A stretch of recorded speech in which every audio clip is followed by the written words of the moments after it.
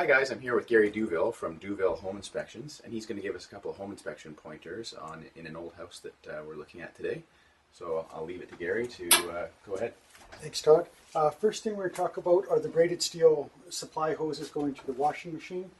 Generally, the rubber hoses, good for about 10 to 12 years. At that point, due to oxidation and just wearing out through the chemicals in the water, they're prone to splitting, cracking, and if that was to occur, the water, which is under pressure, would continue to run out and flood a basement. If the laundry's on a second floor, certainly the water is going to flood its way down. So best to replace these with the reinforced braided steel hoses that are not going to split, crack, or separate and cause those leakages. Excellent. Good to know. Yep. So we talked about the braided steel supply hoses for the washing machine. We come to the dryer, and what we see here is the white plastic expansion ducting. The concerns with this ducting being used is with the ribs, it can catch, hold the lint, restrict the airflow so your drying times can be increased, the lint buildup. The amount of the hose that's used is very often, as you can see, excessive.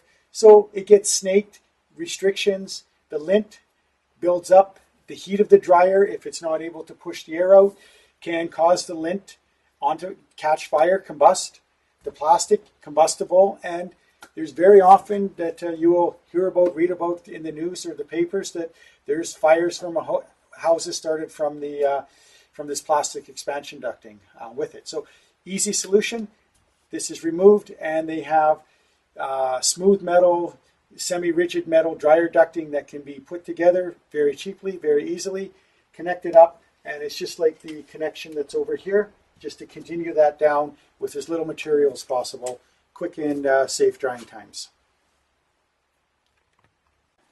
Here we've got an old concrete laundry tub, and you're not going to see these in any newer houses. You got to get into older houses to come across these.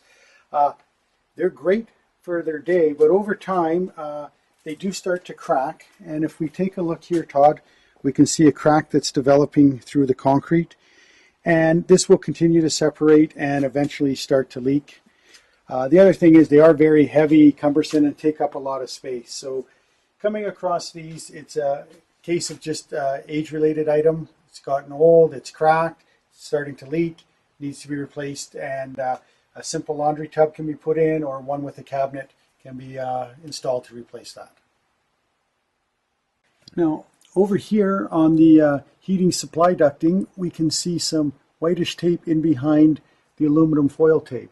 And the whitish tape is generally going to be asbestos tape, asbestos fibers that would be in the tape material. The duct taping, very good, but if it becomes loose or friable, those little fibers can get in the air and can be breathed in and attached to the lungs.